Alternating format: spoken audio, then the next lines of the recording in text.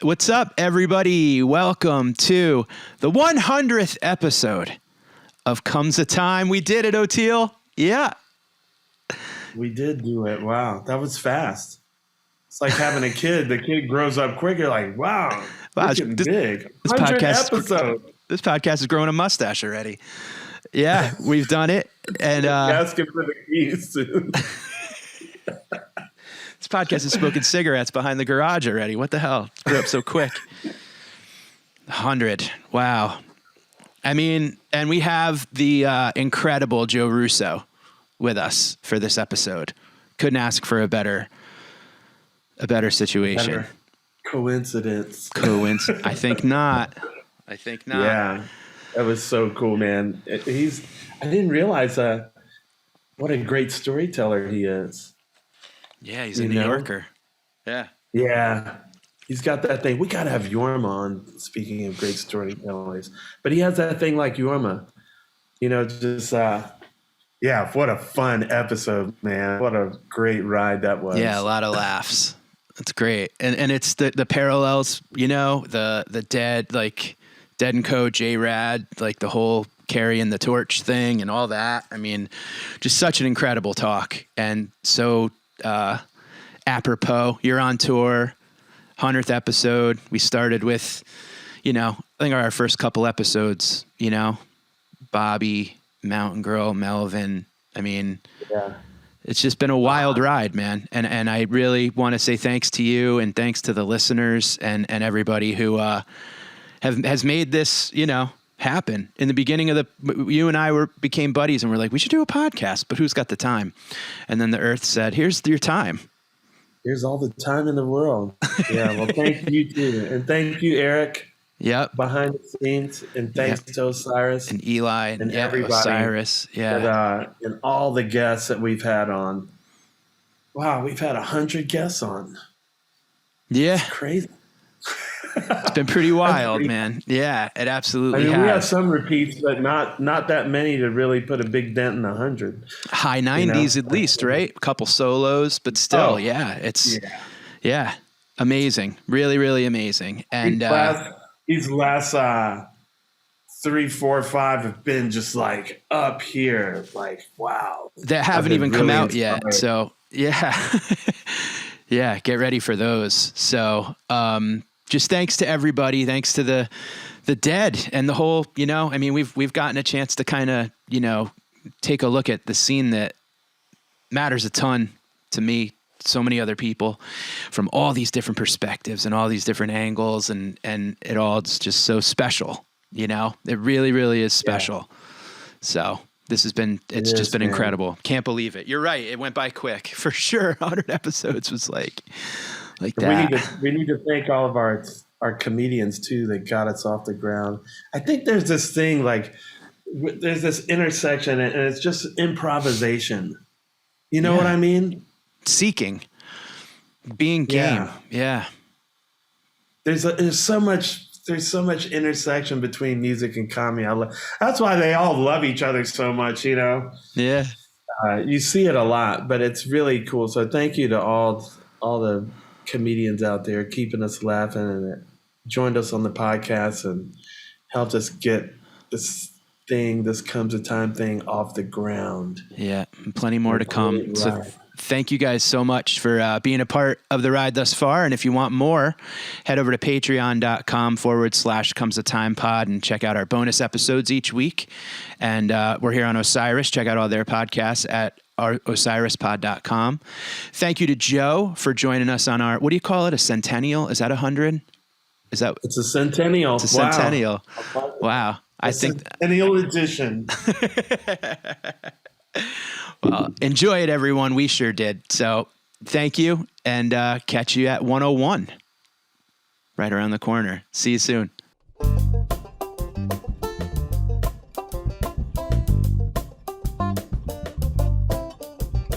Sorry about last time, Joe.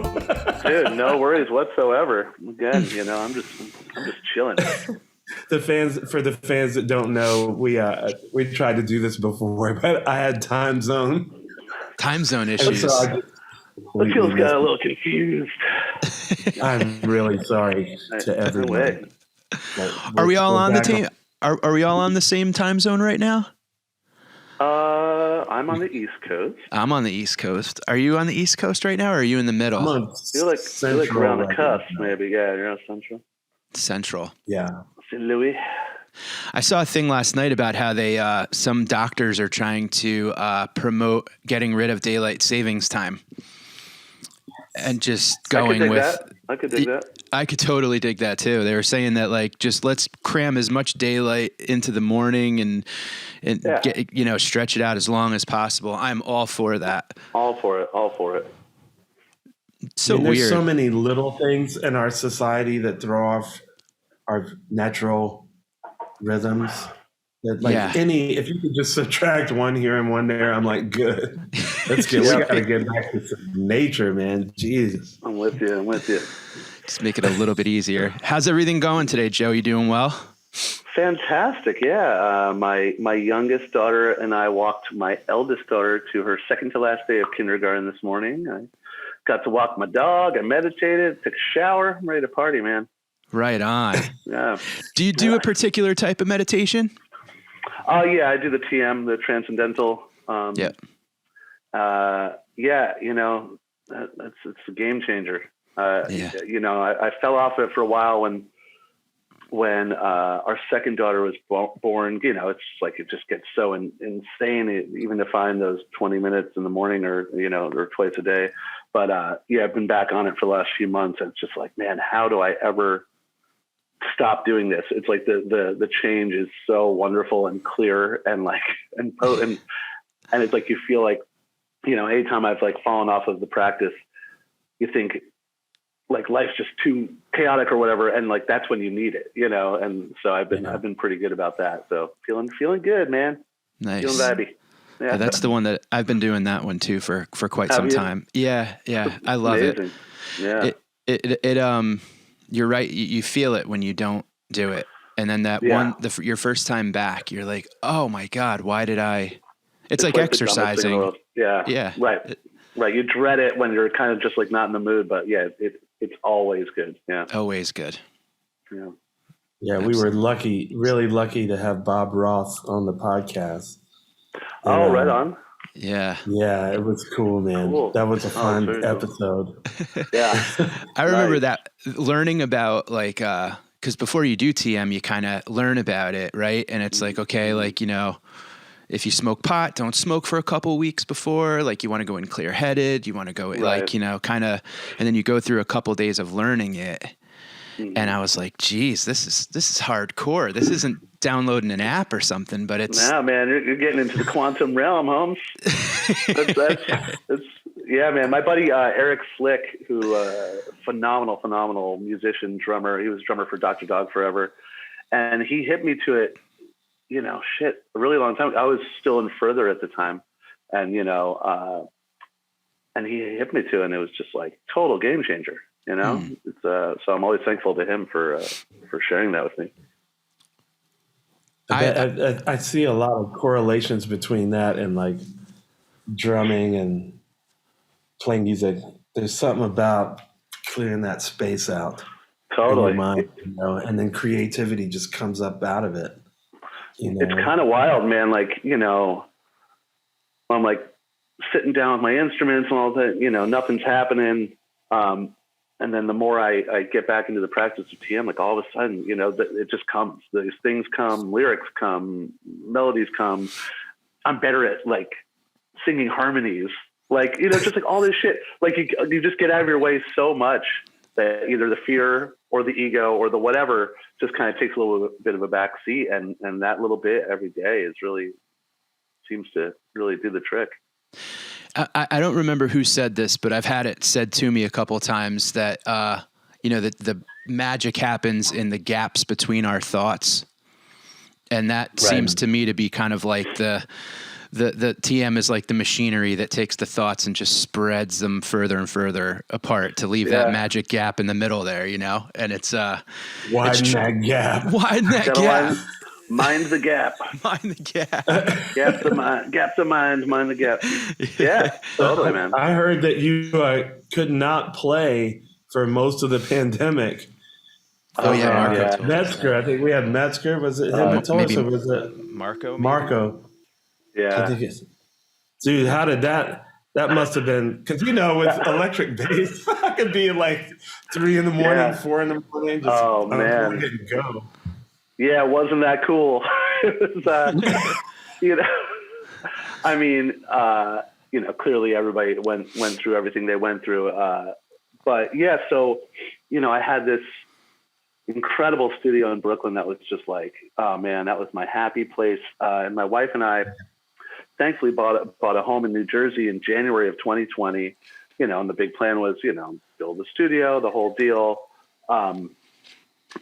So when everything shut down in February, I packed up my studio in March, moved down here to a house that wasn't quite livable, and then we lived with her parents for almost 6 months. So I had this like I bought like this like little shitty electric kit. And it was nice to have something in it. Oh my God, I was so thankful that they put us up and dealt with my depression.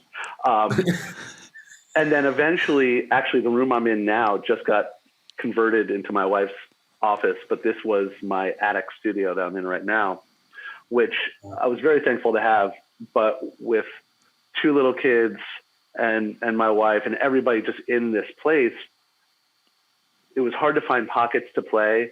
And it's almost like that, like, all right, you got 20 minutes, go do the thing that you're passionate about. Feel that thing. You have 20 minutes, go, and you're like, fuck, no, it's like, I can't even pee if someone tells me I have to pee right now. It's like, so, while I was very, very, very always grateful and thankful that I had a place to be and that we were safe and that I did have a place to have some equipment. It was a little dicey, it wasn't a very inspired place to be. It was very claustrophobic. Luckily, I was able to do some remote tracking, which was great, and did some stuff for Cass McCombs and Fruit Bats, and that was awesome. But yeah, it was just kind of at a certain point, I was just kind of like, I'm just gonna wait, So if I had something come across my plate that was like a recording gig, I would hop on that because that felt, I was able to do that in a short period of time where it was like, hey man, here's the tracks, and I'd be like, all right, well, give me a few days because I don't really have, a wide time to do this. So maybe I'll get it in this 15-minute chunk, that was kind of the thing. But yeah, then I'm like calling Marco, I'm like, hey man, you okay? He's like, yeah, this is the best thing ever. I'm in the studio the whole time. I was like, I'm not so happy for you. But I played a lot of guitar, so that was cool. Like again, yeah, like whatever I was dying to play my piano, but I couldn't play my piano because freaking kids were everywhere and the dog or I guess we didn't have the dog yet, but but it's so all you good, added a dog into it, like we did. Yeah. Why not? Right? It's like, oh, how's life? Fucking crazy? Cool. Let's add 4 legs. Yeah. Yep. Oh, we did cool. the same. A golden retriever puppy. They're calm. we have like it's like a 100-pound puppy. Right. It's enormous. You got a piece of furniture with a heartbeat, Oteil. Yeah. Oh my God. But luckily, honestly, through that experience, because originally we were going to build something in the backyard, like a barn studio or something, and spending every moment of my life in this wonderful new house for 2+ years, I was like, I'm gonna work somewhere off campus here. So luckily, I'm actually building literally days away from finishing a studio.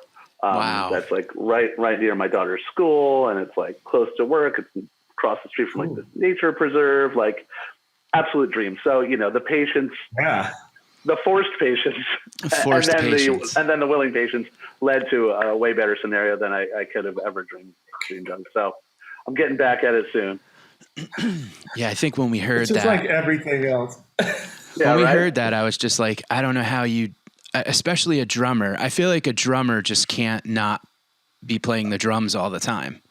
Yeah. I mean, and I learned that because, we started doing shows again with like J-Rad. We didn't do a ton, but I literally until I think maybe like a month and a half ago, still didn't have a place to really play. So I wouldn't play between shows. And those shows are fucking long and kick the shit out of me. And it was brutal, man. Like coming in cold and then running a marathon and then like going and laying down again. And then 2 weeks later, run a marathon. And it was fine, but man, it was not comfortable. And, you know, there's no way to practice like that kind of like intensity or adrenaline fueled thing unless you're just playing and have that thing. So, you know, no matter what my little, you know, lazy, you know, casual pad work on the porch would do, nothing prepares your body for that thing. You know, and then you start getting into your head about, well, I fucking suck and I can't do this. I used to be able to do this, you know, and you start tripping out on that. So I'm very thankful that now, even though the new studio is not done, I've had a place to like have a drum set and like be able to like kind of slow my roll back into it and feel good playing concerts again, which is nice. You know? That's awesome. Well, you guys play long. It's a stamina thing.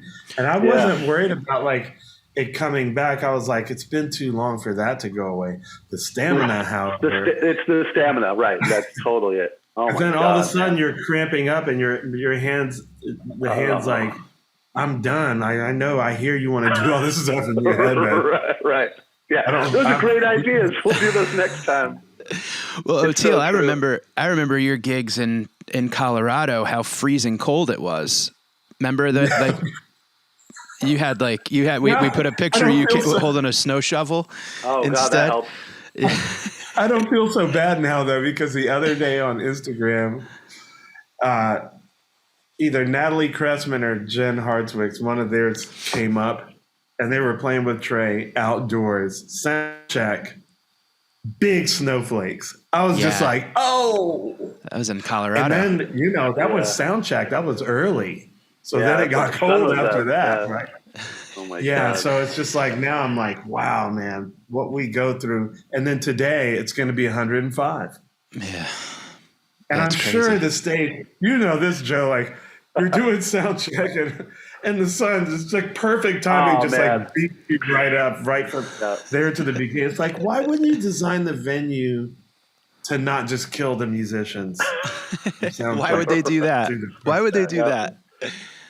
You know, Joe, it's interesting to hear too that like you would go chunks of time in between gigs without playing, because you don't just do J-Rad is like it's almost like you make it harder on yourself when you're up there. I mean, you're throwing like Help Slip, Radiohead song, Franklin's, or, you know, an old, like you throw little like speed bumps in for you guys. Like it seems like you're always challenging each other to make it more difficult. So for sure. You know, it's I don't think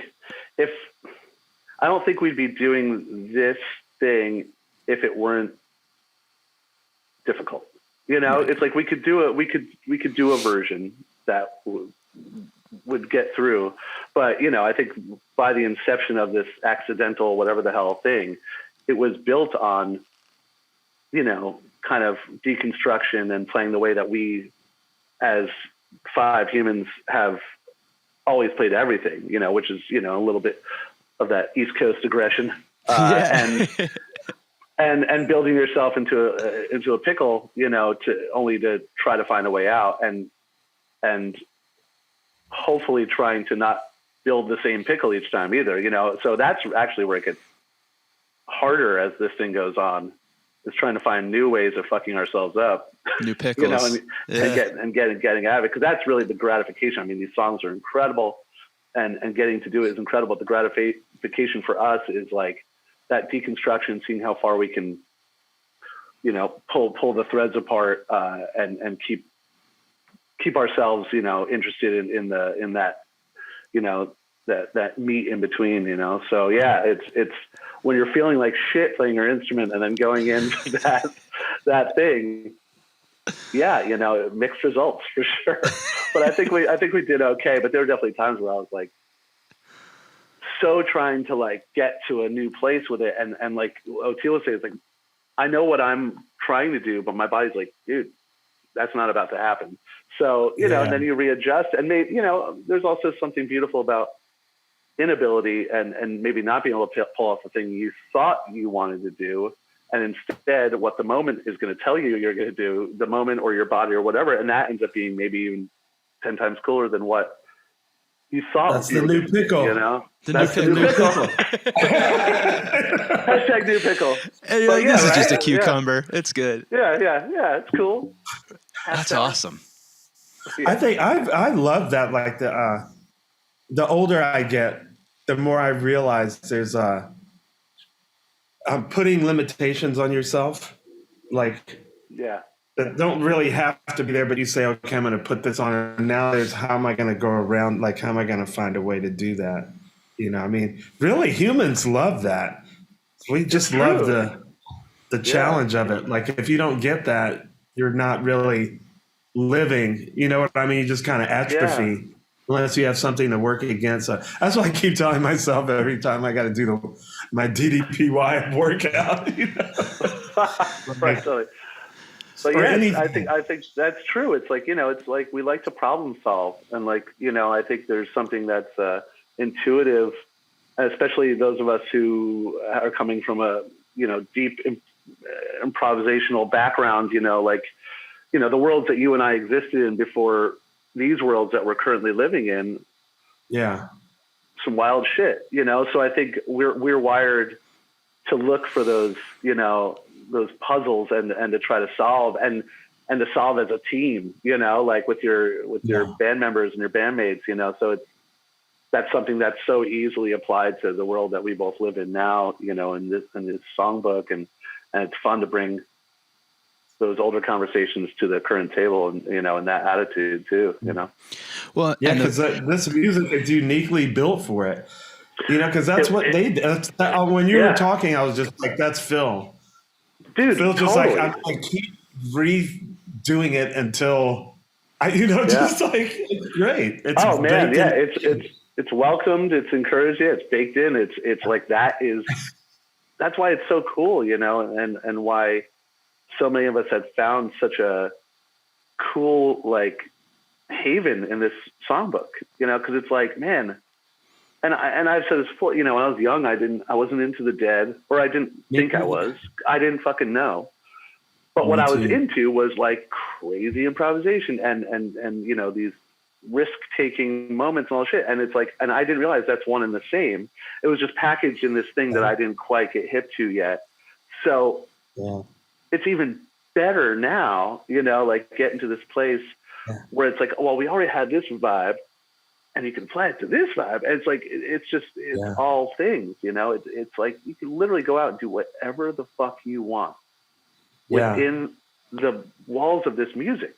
Like there's nothing that I long for after a show. Like, it's like, if you were to mute the harmonic instruments and I just heard what I was playing on my drum set, you could put that anything on top. You could put John Zorn on top of it. You could put, you know, whatever. Like, it's the approach that you're allowed to take within this music is limitless, and it's really fucking hip. You know, it was like that with the Allman Brothers too. I just like, because, you know, we're very alike in that way. We're like, I came up in the jazz thing because of my parents. That's what they listened to. And because we started playing young, I realized how difficult it was.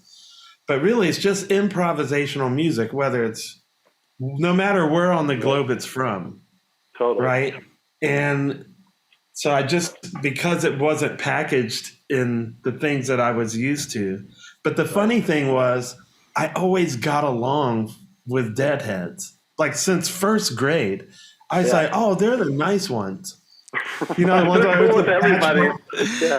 You know, I'm like where I came, like, I come from Southeast Washington. I was like, oh, those are the white people you can trust. They seem okay. They're cool. They're just very peaceful. They just want to smoke weed and like, they'll come with me to a fucking Fugazi concert. They'll go to a dance show. It doesn't fucking matter. Yeah. But right. And it's cool because they're open to so much other stuff too. Like, I love watching interviews with Branford, like way back in the day where he talks about, they came to my club, like Dark Star. Yeah. And it's happening to Tom Guarna, who's a buddy of mine. It's like a jazz guitarist in New York. Funny. And they come out, like bring him a whole pie of his favorite pizza. Oh my or God. like, he's like, dude, this is crazy. I'm like, it's a welcoming bunch. It is. It's awesome. Well, and that's the fun part that we get to do and watching. And you said something, Joe, a little while back that was really fun to hear, is that, like, you find the formula, or you find the way that you put together the puzzle or the solution. And instead of taking the lazy route, you go, okay, we figured it out this way. Now let's try to figure it out a completely different way. Right. And that's the thing that keeps us, like, I try to have conversations about the experience of going to an improvisational concert with people who don't go see the music that we're in. And it's like trying to explain a completely, they're like, wait, so they never play the song the same way? Why do you want to go? And I'm like, well, that's why I want to go. Right. And they're like, I don't, and I'm like, yeah, well, maybe this just isn't for you then, and it's just weird. Exactly. to speak to your line of work. Yeah. And it's just like how, I guess to me, it's just, I don't know. Like, I it's just never appealed to me. I'll go see a concert once I'll go see Hall & Oates to see Hall & Oates because I want to hear the 5 Hall & Oates songs. Right. You know what I mean? But I'm not going to do Hall & Oates tour. You know what I mean? Like, right. Well, says you. But yeah, no, I that's just me, folks. For you Hall heads out there. That's the best thing about, this whole world of improvisation, be it jazz or Grateful Dead music or jam bands or whatever. It's a shared experience. People on both sides of the rail there are truly involved in a unique experience every night. The people that are there to see the concert and the people that are performing and the crew and everybody, every night is a unique experience. And that's, that's the thing. It's its own sport, like it's its own, it's got its own lane, or it's like, romance languages that share similar bits, a concert's a concert, but oh man, like this is a deeper experience and expression for everybody involved, and I'm sure Oteil can attest to this. It's like, man, there's those nights where the crowd is driving the goddamn thing. Like, the excitement or the energy you're receiving from the crowd, I've found so inspirational that I will fucking be lifted up and I'll execute at a higher level. And it's just this constant, beautiful, give and take or give and give, it's like, it's just this wild, beautiful exchange, and like oftentimes I'll even kind of like, I think to the dismay of the crowd, I'll ask like the lighting person to be like, man, can you please light the crowd a little bit? Cause I need to see what's happening out there. I don't want to feel like it's just like a fucking, I'm behind a curtain, I want to feel that. I'm here to feel that, much as anybody else is there to feel, whatever they're searching for in the night, Yeah. How did you get into the improvisational world, like, or just drums in general? Like, what's your origin story with that? Wanted to be in Kiss. So that was the first part. and the most important part. Straight up, my brother had Kiss posters. I was like, those dudes seem sweet. And I loved Fire. And I love Fire. So I got a drum set. Beavis and Butthead and Russo. Yeah, man, that's all I cared about. And that I was 8 years old. I eventually got a drum set, and then, older brother who was into like Zeppelin and Floyd and stuff like that. And that was always, and Almonds and, stuff was very present. But my elder sister's boyfriend at the time was a drummer, and they were like in middle school or high school. And I was, in grade school, and he loved Rush, and he was just, my God. Oh my God. Yeah. So my sister's boyfriend, Mike, would just like play me Rush. I'm like, what the fuck is this? So I got, into that and all the prog stuff, Emerson, Lake and Palmer and Yes. And, and then, so you branched into Odd Times now. And then that became my thing, the Odd Time thing. And then my teacher, a gentleman named Frank Marino, who taught out of the Long Island Drum Center in Nyack, New York, who's also Adam Deitch's teacher. Adam Deitch and I met when we were kids adolescent up at that place. And he was like this odd time master. They like called him the Odd Father, and he like wrote like a book on odd time. And that was like the shit. So he was the Odd Father. I'm the Odd Son. And and that became like my shit. I like fell in love with that, like all the metric shit, you know. And then, you know, I think there was a gateway into like Fish and stuff like that in like high school. Start smoking the weed, checking out the jams, and like, you know, those super complicated arrangements, all that stuff, and like Zappa, and like, you know, kind of moves in there. And then I moved out to Colorado in like in '96, and met a band out there, and that group turned out to be this thing, Fat Mama, which is a terrible name, but it was based on the Herbie Hancock jam. And that's like these phenomenal musicians, you know, Jonathan Goldberger, guitar, Eric Deutsch, piano player, just these rad dudes, and they kicked the shit out of me. And we're just like, you know, here's McCoy Tyner, here's fucking, you know, here's the Electric Miles shit, here's John Zorn, here's Masada, and like fucking beat the shit out of me like they were all my older brothers. Wow. And they were just these phenomenal, and still are phenomenal musicians. And then we had, you know, this vibraphone DJ guy, Kevin Kedrick, who's like, dude, you got to check out Radiohead, or, you know, this is Tribe Called Quest, or this is fucking Nas, and this is this shit. And he was throwing that shit. All these guys came from different places, and they were all so much cooler than me. And I literally was just like, literally taking punches, and it was just fucking amazing. And they completely changed my life. I ended up like, I had this like super fusion-y like drum kit, and I was poor as shit, so I pawned it, and I got like a 62 Ludwig kit, like fucked up, and that was like, all right, how do I actually play my instrument? Because before I had all this bullshit, and I was like, all right, man, here's a broken 3-piece kit, make it do something, and I couldn't for a long time. And it was, you know, these guys were just talking about concept all the time, and just really just drove me down the right path, you know, because as I was coming up, I was like, you know, kind of just like a standard dude with a lot of chops, you know, and I kind of wanted to go, you know, that route, because that's all I knew. I wanted, you know, the classic like modern drummer, whatever, you know, Berkeley chop master. And these guys, that's what I was going to be till I met the Colonel. Just a regular. And he was just like, that's the thing. Yeah. And he's like, cool. He's like, that's cool that you can do that, Mr. Burbridge. How about you take those fucking incredible skills and apply them in a completely different way? Says this dude playing wasty fucking guitar, you know, like who can't, but he was the guy, right? And so these guys for me were that, you know, and just awesome. They made me cool, you know, straight up. Like they made me cool, like, or cooler, you know.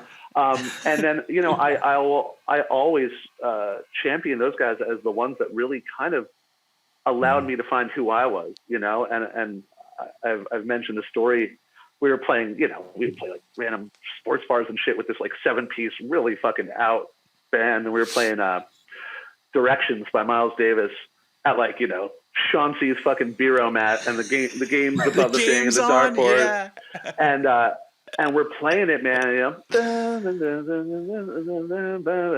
whatever, you know, and that was the first moment I ever went free in my life playing, like off the grid. I was so afraid to go off the grid. Oh my God, if I stop playing time, the earth is gonna stop. It can't go on. If I stop showing everybody where the fucking thing is, this is gonna stop. And for whatever reason, man, I made that connection of just being like, shut the fuck up. These guys are cool. They're going to let it go. And I just started playing free. I was like, oh, this is a whole new shit right now. It's like, you know, when you start treading water for the first time in a pool. And you're like, you don't have to struggle. Yeah. And it was fucking beautiful, man. I can bring myself back to that moment right now. You know, this fucked up old ride cymbal that I was trying to be like Joey Barron. And, wow. And it was just so rad, and it changed my whole fucking world. And, you know, now is like the cornerstone of my whole approach, you know, and because one of my favorite experiences I have with you was that thing we did at Brooklyn Bowl, creative music. Oh, dude, that was the shit. Carl Berger. Yeah. Is that his name? Yeah, Carl Berger, yeah. And I was like, oh, this is like being with the Colonel again. You know, it's just like that thing, freedom. It's like, you know, he was like, well, we can play music, but we can also make sound. And that's what just freed me up. I was like, oh, yeah, we don't have to play music. These things make sounds, too. Yeah. Let's see what sounds they make. Totally. It turns out you can put like remember, do you ever know Davey Williams? He was from Birmingham. He played with a lot of the New York, like Curlew. He was a guitarist with Curlew. Oh, yeah. And he would have these toys that had like motorized things. So you just stick it on the strings, you know, like awesome, right? Crazy sounds on the guitar. Yeah, making brand new sounds. All those cats. Yeah. Oh, yeah. No, I mean, that's the shit. And then there was also a quote that at least was, I was told it was a Tony Williams quote, where someone like was talking shit to him at some point when he was younger. And he said something like, motherfucker, I play space, not time. And I was like, fucking yeah, you do, dude. Wow. And like, that is some shit that lives with me too. It's like, man, you got point A and point B. You can do whatever the fuck you want in here. You can play the time. You can get fuck off time. You can do a mix of both. It could be shared across the band. It could, you know, it's like, you just got to start at the beginning and end at the end. And those can be whatever the fuck they want to be. And this can be whatever the fuck this wants to be. It's literally limitless. You know, it's like, it doesn't matter. You can change tempos. You can change whatever. It doesn't matter. You know, there's no fucking rules. And that's the, which, again, Grateful Dead. Like, what's the difference between that and Archie Shepp? Which, and they had Ornette play with them.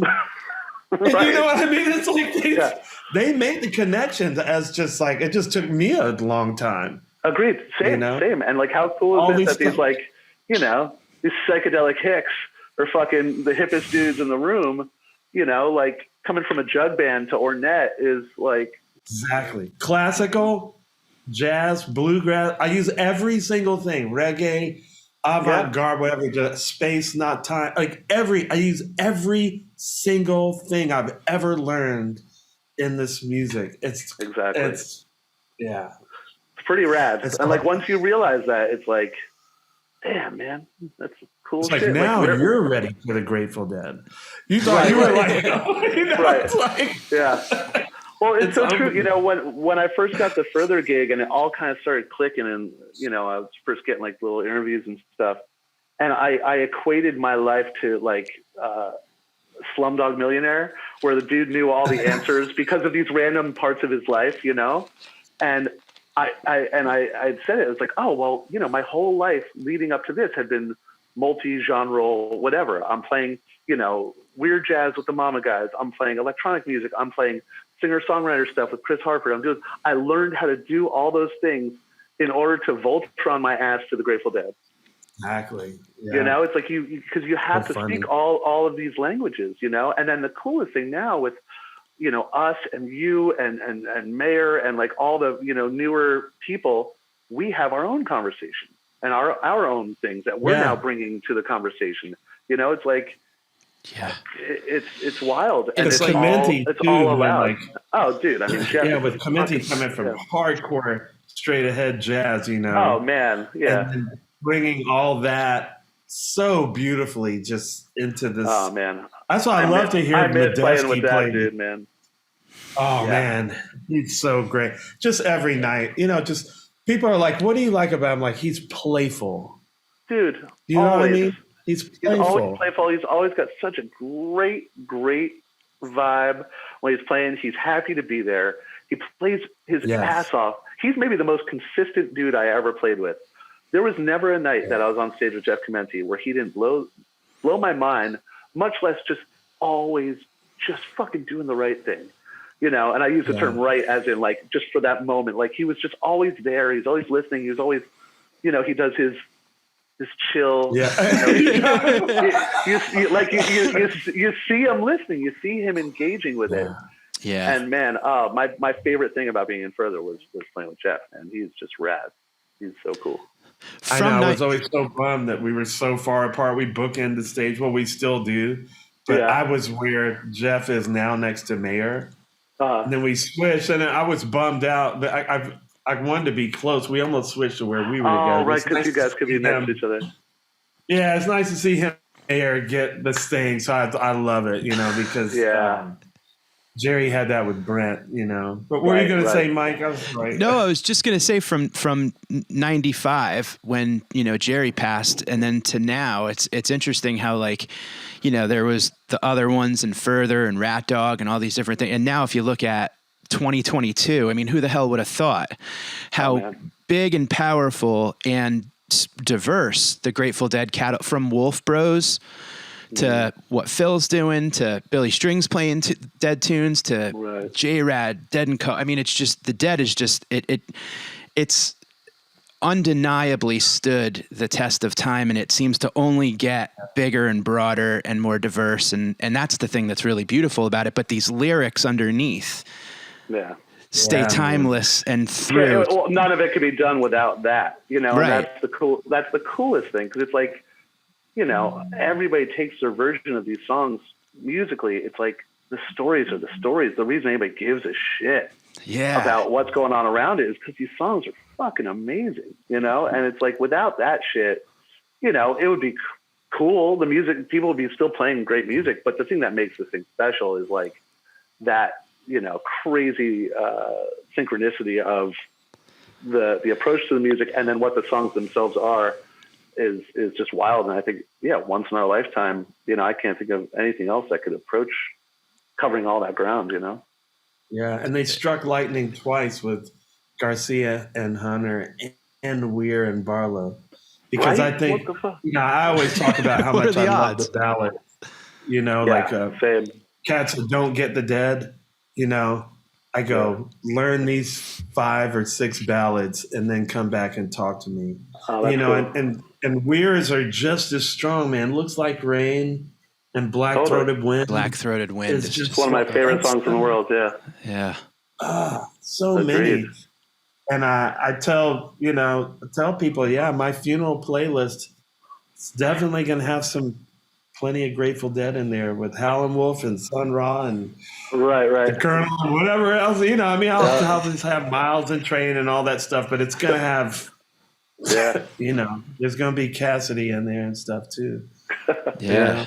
Maureen, I just met Rob Hunter's wife at Shoreline, and it was so sweet. She was just like, she follows us. She watches like the shows on streams and stuff. She goes, I really love what you guys are doing. I'm like, because I never met Rob Hunter, you know, and I always thought, I wonder if he just like fucking hates this.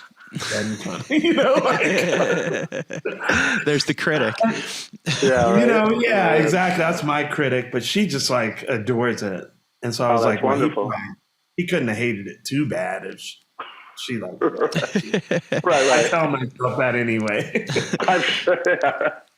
So, Joe, when did you start to like, you know, like when you say you prepared, you're like you Voltroned your way. Like, did you start listening to the Dead prior to the gigs, or did you get the gig and then? Man, it's really funny because Tommy Hamilton, who's part of the J-Rad crew, and he and I have been homies for a long time. And I was in his band, American Babies, and he would always put on the Dead. I was like, yo, man, what the fuck? Like, you gotta always put on the Dead, you know? And then eventually, you know, years later, he like put something else. Man, I'm a dick. This is pretty good. And it was like literally like a month or so later, I get the random call from Matt Bush about, and dude, I quit my high school or middle school band because they were playing Dead tunes. Like I was just like, fuck this, I'm not playing this. And resistance. It was just like, it just was not my thing. And Matt called, and it was kind of like this cryptic message they left about coming out and playing a couple shows with Bob and Phil. And I thought it was like a benefit or something. And, you know, I was back playing restaurant gigs in Manhattan at the Blue Water Grill for Chicken Paillard and four 18-minute sets of standards, dragging my fucking kit on the subway. You know, this is after like the duo and all this stuff, you know, the ebb and flow of one's career. Yeah. And I was like, fuck it. Sure, man. I'll go out and play a handful of shows, you know, for a benefit that actually sounds fun. You know, it would be cool to kind of like check out the Dead thing. And they send like, I think 10 songs out, you know, and I was like, fuck, I gotta learn 10 songs. So I get these fucking 10 songs. Yeah, right. How cute is that?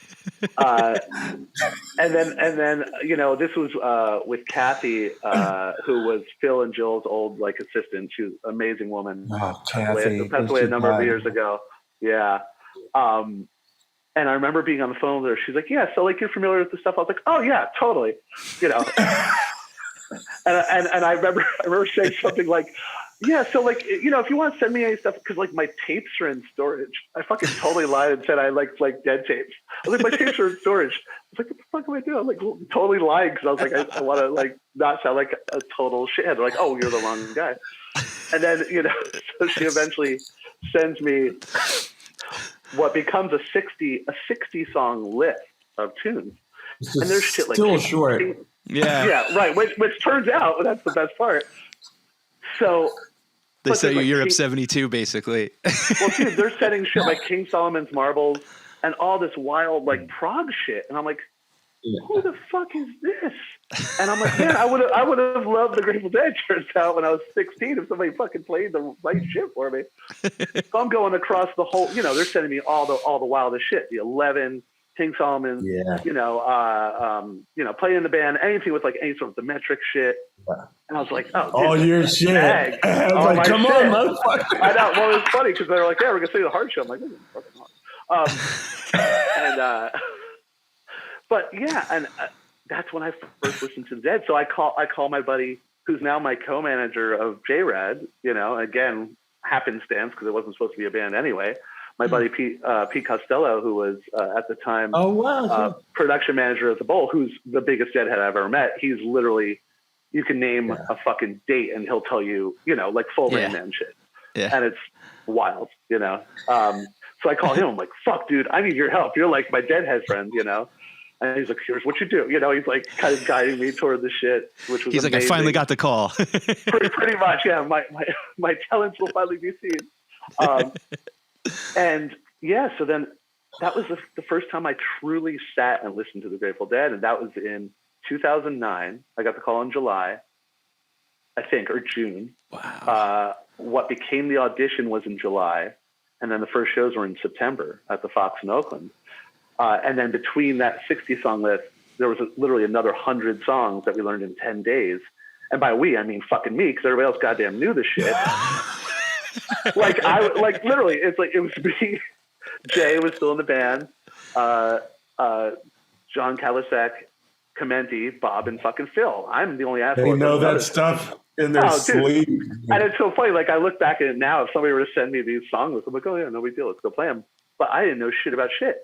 So every morning I would get just a list of 10 songs in my inbox to be played that night. No fucking audio sample, no anything, no era, no whatever the fuck. So I would show up sometimes and have learned something from 74. It's like, oh, well, we don't do that bar of 7 anymore in fucking Loose Lucy. I'm like, cool. So I had to, from that point forward, every morning I'd get these 10 songs and I would pick the studio version, one from the 70s, one from the 80s, if there was one from the 90s, and one from the current Dead tour with Warren and those dudes. Wow. To try to fucking like build a thing. And I would screen grab the lyrics and I would just make cheat sheets off the lyrics and try to find my way. So we did that 10 days in a row. So 100 songs over 10 days. Wow. On top of the 60. So 160 songs in the matter of a month and a half or something like that. And I was just like, dude, I was deranged. I was like, which fucking shuffle is this? Does this one end ba-da-da-da-ba, or does this one just go ba? I was like, I don't fucking know. And then it turns out it doesn't matter. It doesn't and now matter. I know that. They're like, it's fine. But at the time, I'm coming from a fucking place where it's like, oh, I gotta learn these songs. I mean, it's really the best experience of my life. It just blew my mind. And then I didn't listen to music with guitars in it for like 6 months after. It was all electronic music, hip hop. I was just like, if I hear another fucking blues bass guitar solo, I'm gonna kill myself. Because it's all I fucking did. It was constant, and I would dream about it, and I was so desperate to learn this stuff. And eventually, 3 years in, I felt fine, But it was such a trial by fire because I was the asshole who didn't know it. But then, Phil's even made mention the reason he was kind of championing me was because I didn't know it. And that's such a hip thing too, man. Sorry for that long-winded answer, but that's amazing. No, but I'm glad it was long-winded, because it does. I love when it circles back around to that. It's perfect. It's exactly the intention was so cool and fucked up in punk rock, like that's punk rock. That's why we're here, is because of their philosophy. Exactly. That's what I'm coming to understand. Is like, what's going to get you before it was over? Yeah. So I wish somebody had approached it more like, oh yeah, Grateful Dead, well, come over here and get your ass kicked.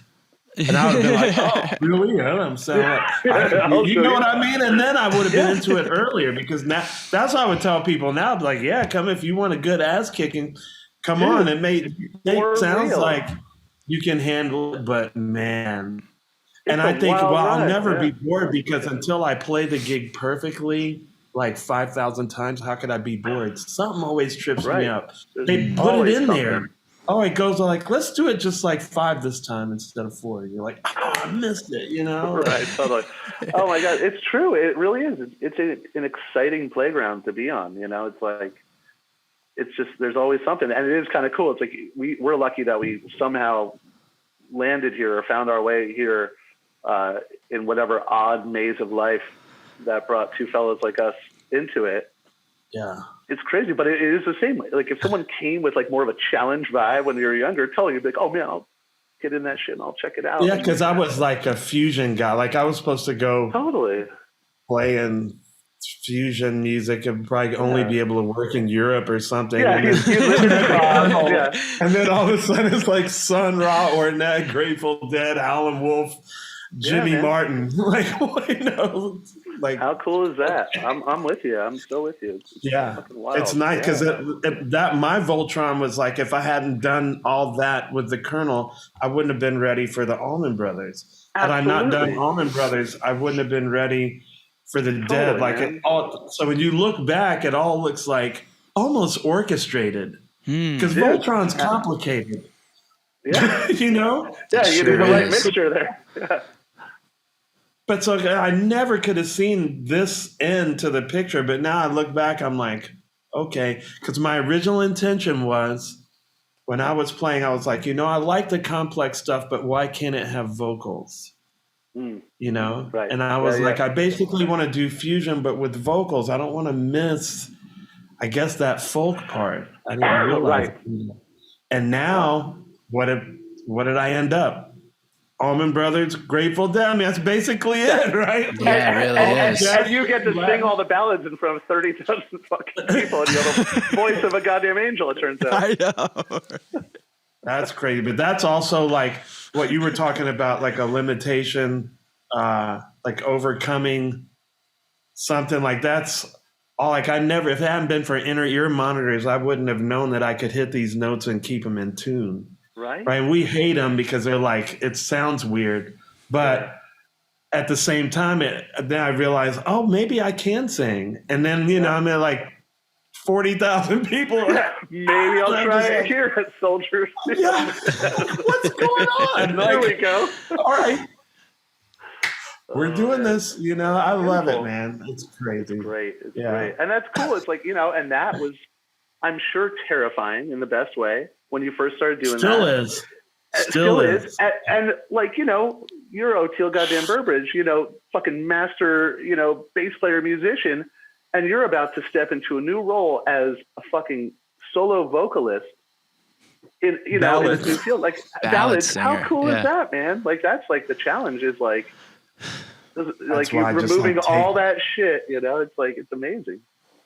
Just open your mind. That's really, I think we were on this trajectory since the beginning, but you got to have an open mind. If you have an open mind, man, anything's possible. Well, and it's those Hunter lyrics that are like, see here how everything leads up to this day. I love that lyric because it always comes back to this type of path thing, that those lyrics are so timeless and so true that when you're in the Almonds, you're not thinking, well, this is going to lead me to the Dead, Right. You're probably like, holy shit, I'm in the Almonds.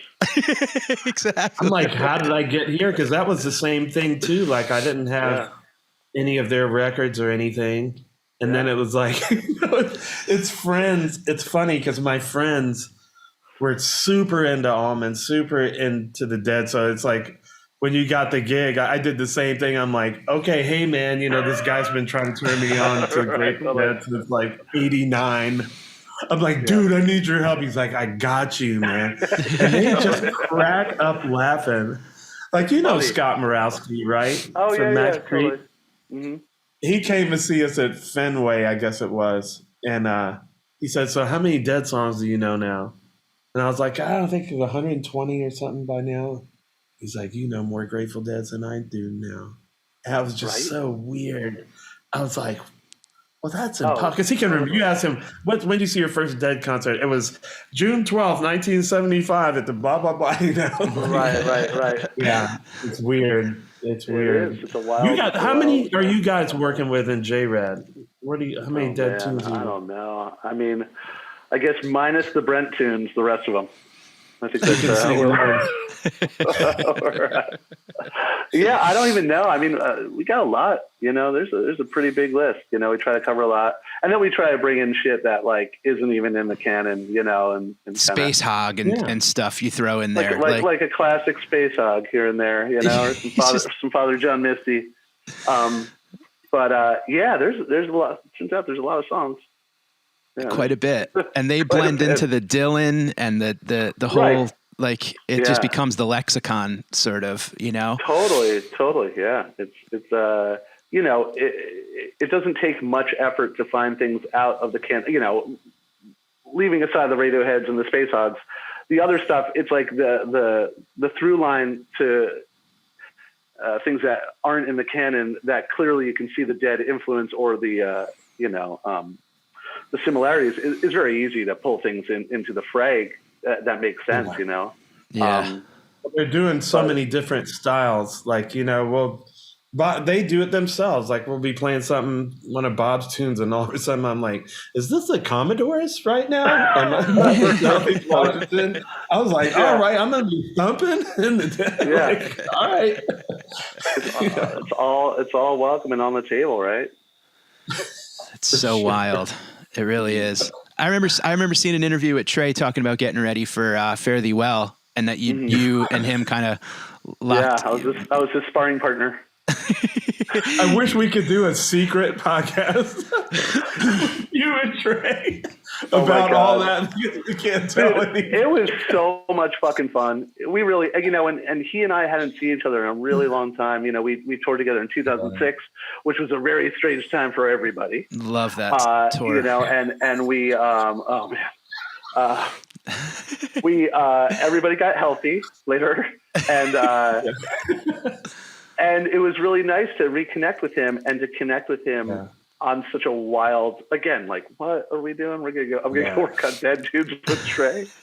And it was really cool because we would hang, and it was him and his buddy, I think his name was Jeff Tansky. Yes. Phenomenal, brilliant piano player. And we were like in this tiny little practice room in like some like, uptown, midtown, like rehearsal thing, like near like the theater district, and he's learning the stuff, and we're talking about, how the guys have been doing it lately, because I had that kind of recent knowledge from the Further thing with Bob and Phil. So I would be able to kind of be like, oh, well, this is how they do the arrangement now, blah, blah, all the stuff. He would get his parts down. And I was like, man, we should really just bring my buddies in, and we should just fucking play this shit as if you're playing it. And he's like, all right. So I brought Metzger and Drawitz in, and we fucking jammed for a day or two and like played Dead Shoes with Trey and like played, like fucking jammed and like did the whole shit. You know how many fans would love to hear those tapes? Dude, it was wild, and it was including so fun. me. And I know. Tell you what, there's a pretty serious morning dew there. I'll tell you that much. God. Yeah. And it was just a fucking blast. We were laughing our asses off, old shit, getting to reconnect, talking about how fucking funny it is, the whole world, like, what the fuck? Yeah. How is anything real anymore? Like, we all probably just died in a bus crash, like 12 years ago, and this is just like some weird DMT experience. Because this doesn't make sense. This shit makes sense. You know, I come back to that often. I'm like, man, that wormhole. Yeah. But that was really fun, man. And he killed it. And, you know, it's like an honor that was for him to be asked to do that. I was honored that he reached out to me as any sort of value in helping get prepared for that, you know? And, you know, I like would watch like the streams. And I was like all proud of Trey, you know, like, there's my boy. Me too, man. I felt so like I teared up and stuff, man. I was just like, because I knew what it meant to him. And to see, like, one of the things I love the most is Trey is like, you know, especially in our world, like a superstar. Like he's done it all. Right. Yeah. And to see him up there and to clearly see like the 9-year-old, you know, just like, big eyes. And that's just, I just was like, man. It made me, it makes me tear up now. I'm just like, that's so cool for someone that's done so much to still be able to get right to that inner child, like right there. Boom. It was beautiful. And to feel that pressure that he probably hadn't felt in quite some time, you know, like of being on the fucking like, oh shit, okay, you know, and then also being on, you know, being on shaky ground with, you know, you're performing with it's these people that you know through the history of your life, but it's like that was a brand new band, essentially. Yeah. You know, that lineup was that was just a new band going out. So there's like a brand new rapport, there's a brand new understanding of how your band members are playing. It's like, and then you put that, and you got 5 shots, 100,000 people. Yeah, totally. It's like, cool, man, go have fun. Have fun with that. You know? Yeah. He killed it. He did a great job. He really did. I was there the first night, and me and my wife flew out there, and you know, I had never really been to a stadium because I'm not into big, like, I'm not into sports like big ball games, football games, and I'm afraid of crowds. But Bill flew us out because they knew they were doing Dead and Company, and Mayer was there with like Katy Perry or something. Right. So we're in this press box, and we're looking. It's my second Dead show, right? Right. And we're looking at this enormous crowd. Insane. And I asked my wife, I said, can you picture this for us? Because I can't. Like, I'm trying. I've done a lot. I've played, you know, I played for 80,000 people at Bonnaroo, but this was just a different, and I was like, I just can't form the picture. Like, I can't picture it either. And now we'll sit at like Citi Field or Gillette Stadium, and I think about it still, and I'm still not all the way. Yeah. It's still like, this is weird. And the funny thing is, I was playing with when we first started playing stadiums, Bill, I went back to sit in his little pipe and drape thing. And he goes, he's looking out, you know, the thing is open, and he's looking out at the crowd at the stadium, and he goes, isn't this wild? I was like, how cool is my mind fucking blown, dude.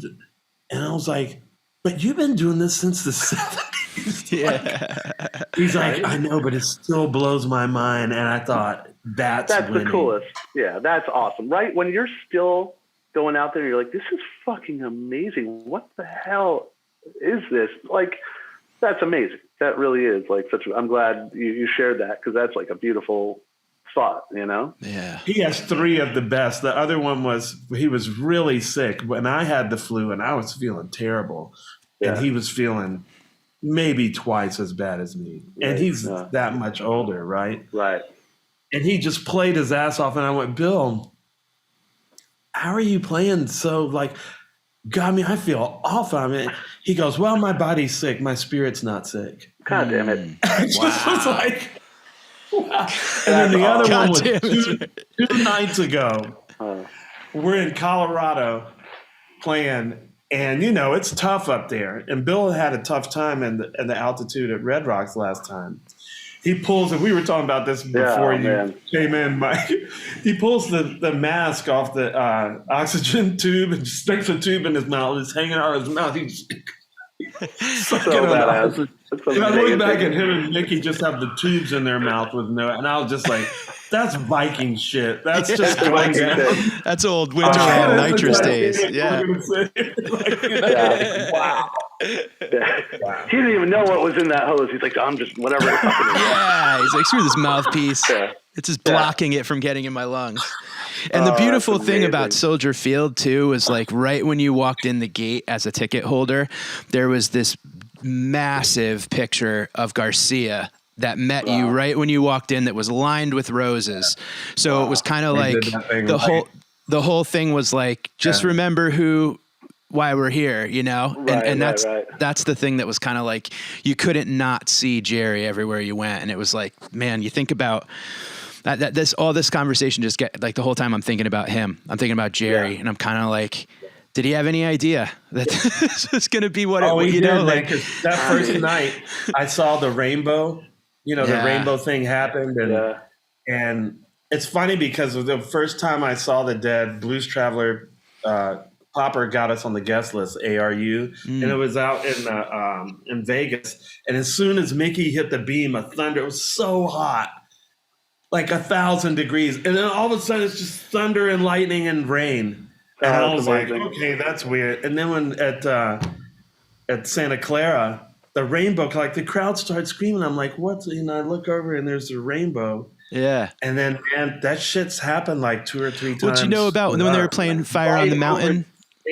You know? Yeah. They were playing Fire on the Mountain and Mount St. Helens started erupting right at the same time. I mean, it's like some simultaneously. Weird thing with it. Yeah. Yeah, they're tapped in. They're tapped in. It's something. I don't know what's happening, but there's some weird thing. Yeah. I've seen it too many times. Well, now you guys have it, so it's so fun to watch. And dude, the J-Rad shows in New Haven coming out of the pandemic, like God, you saved so many people. We were having such a fantastic time. My God, that like got us through. Thank you so much for this. We're the band where it rains every single time you play. So that was, speaking of rain, it'll be 40 degrees when it was 70 and sunny the day before. We'll get you there. Yeah. We'll get you to freeze your ass off in the rain. Yeah. Makeshift umbrella out of a pizza box or something. Yeah, you know? those were fun shows though. That was really a special time for everybody. It really was. It really was. And so was this, man. Thank you thank you guys so much for having me. It's nice to connect and see everybody and chit chat. Such an honor. Yeah. You guys are killing it. Both of you, from all of us. Thank you for keeping it going. Thank you. Yeah, man. Jesus, you know, got to do some collaboration again. Yeah, man. I hope we get to do that. I wanted to go up to Carl Berger's place, but then everything got pandemic-y. I know. And, you know. Yeah. Well, once everything, if there's a moment where shit is actually feeling normal again, man, yeah, I would love to do that again. Just throw a bunch of people in a room and just create some sounds, you know? Yeah, I'm down for sure, man. Please thank you so much for Thank you guys. Loads of love. Please send my love to everybody in the band and crew. And hopefully I'll see you out in New York. I'll try to make out to the last show. And City Field. Come on, Bubba. I'll go, Bubba. All right, man. You have a Thank you, Joe. Catch you soon, Send my man. love to your family too, buddy. Absolutely. Likewise. See you guys. Bye. Thank you for joining us.